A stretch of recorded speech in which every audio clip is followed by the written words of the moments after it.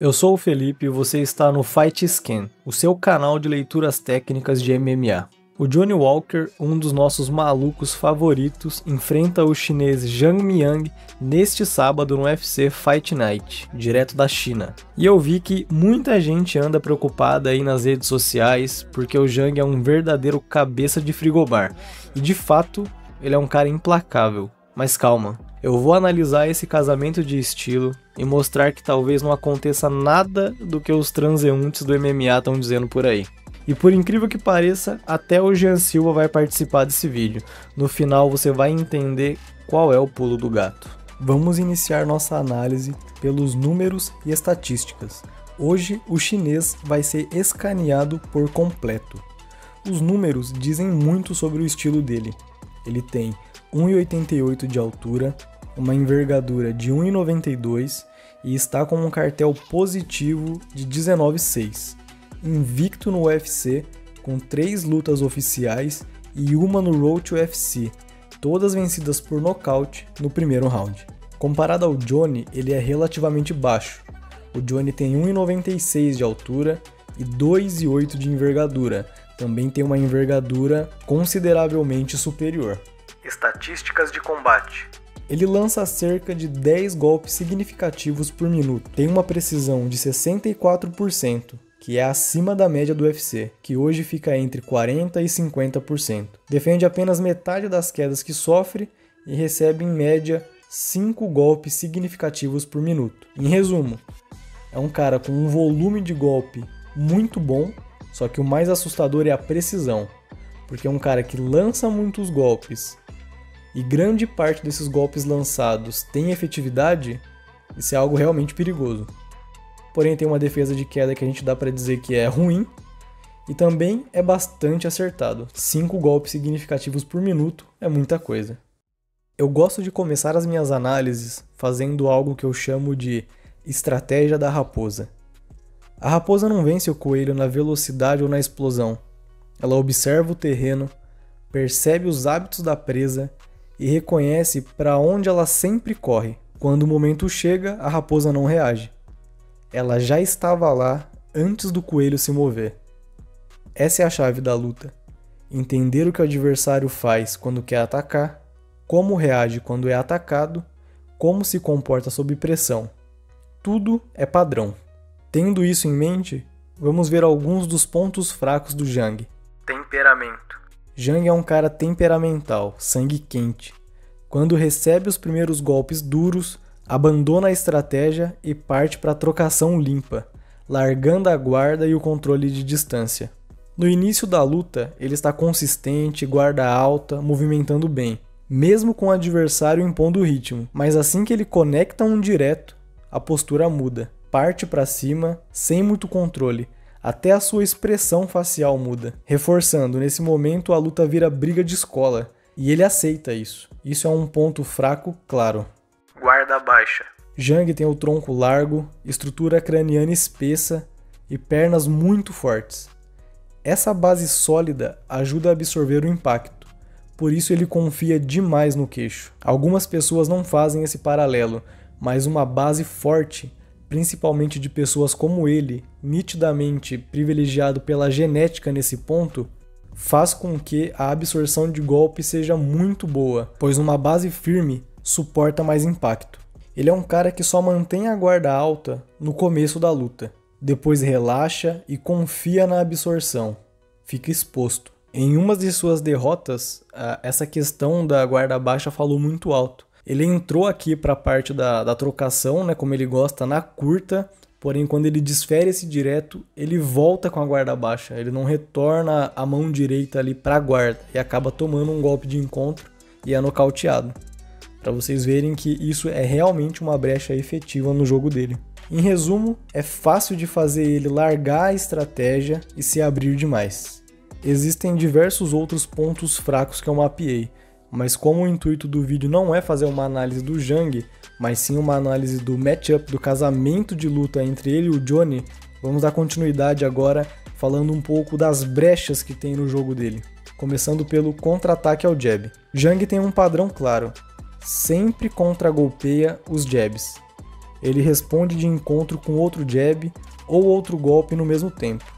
É rápido, treinado, quase reflexo. Inclusive já nocauteou com uma cotovelada de encontro a um jab do adversário. E aqui entra a questão, isso é uma arma, mas também pode ser uma brecha, porque ele repete demais.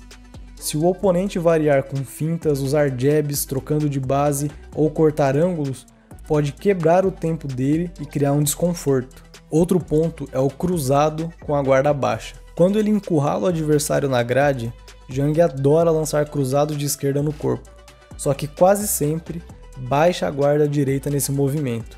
Cruzado no corpo, guarda exposta. Padrão repetido várias vezes, como podemos ver aqui. Agora, sabendo que ele costuma ficar com a guarda baixa, que ele se rende ao ímpeto e parte para a briga franca, e que ele tem o hábito de contra-golpear sempre o jab, como que a gente desvenda esse quebra-cabeça? No meu ponto de vista, é da seguinte forma: se o adversário tiver mais envergadura que ele, partir para a trocação na curta distância é QI negativo. É questão de lógica. O chinês, por ter braços mais curtos, gera potência mais rápido. Contra o Brandson, por exemplo, ele tinha 2,6 de envergadura, próximo da envergadura do Johnny, mas foi para curta e perdeu.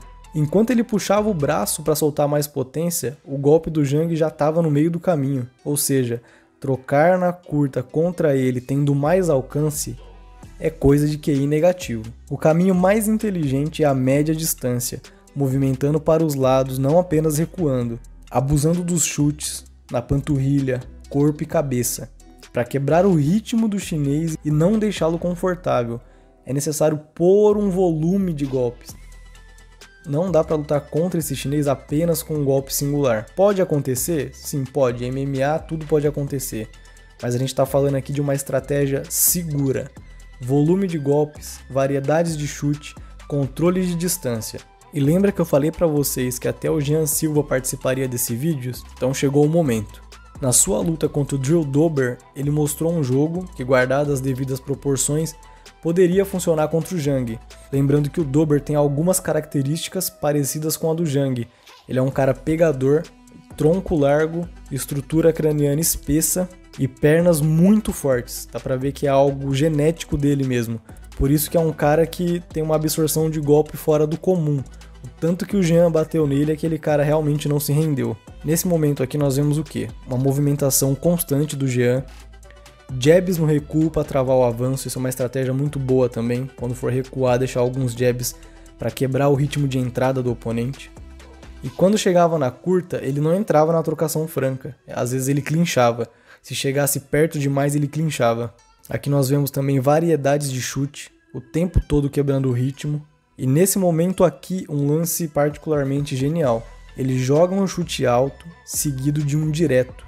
E isso seria perfeito contra o Jang, que espera um jab para contra-golpear. Se ao invés do jab começar com um chute e finalizar com um direto, ele perde o tempo e se confunde. Beleza, mas o que o Johnny tem a ver com tudo isso?